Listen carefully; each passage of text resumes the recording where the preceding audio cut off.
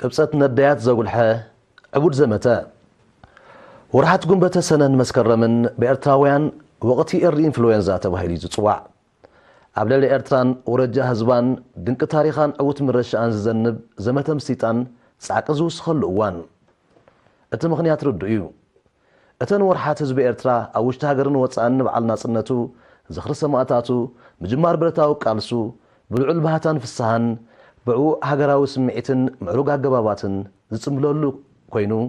ድምቀት ናይ ዝጽምብላት እዚ ንፈተውቲ ህዝቢ ኤርትራ ጸባን ናስተየ ንተጸባእቲ መርዘን ዘላዓል ኮይኑ ምጽንሑ ዝፍለጥ እዩ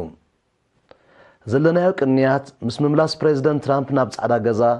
ኩሉ በብ ዝመስሎ ኣተኩሮን ምስሓብ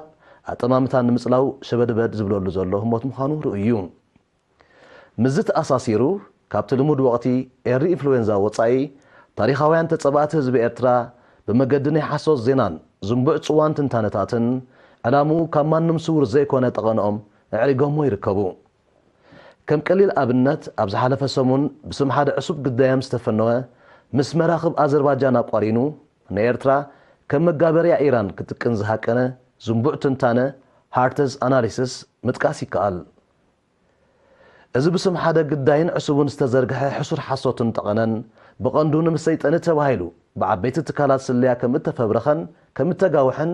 ኣእምሮ ዘለዎ ኩሉ ክስወሮ ይክእልን ክፍለጥ ዘለዎ እዚ ዓሰርተታት ዓመታት እዛን ሰብ ዘረብረበ ፍሉጣት ዝዋናታቱ ፍሹል ዘመተ ምስይጣን ንባህልን እምነትን ናይዛ ኣርኣያ ሃይማኖታዊ ስኒት ዝኾነት ሃገር ይኹን ዕላማታት ሃገራዊ ኣገልግሎት ተዓዋትነት ሃገራዊ ልምዓታዊ ስትራቴጂያ ክብልሎን ከናሽዎን ዝኽእል ኣይኮነን ኣብ ዞባውን ጂኦፖለቲካውን ዝምድናታት ዝቐርብ ዜና ሓሶትን ዝንቡዕን ትንታነታትን ድማ ሓቂ ክቕይር ዝከኣሎ ኣይኮነን ዘይንቕነቕ መርገፅን ሞራላዊ ድምፅን ኤርትራ ኣብ ጽኑዕ ሕልና ፍትሕን ሰላምን ዝቆመ ብዘይካ ዓለማውን ዞባውን ምርግጋእን ስኒት ህዝብታትን ካልእ ዕላማ ዘይብሉ ድሙቕ ከም ፀሓይ ቀትሪ ስለ ዝኾነ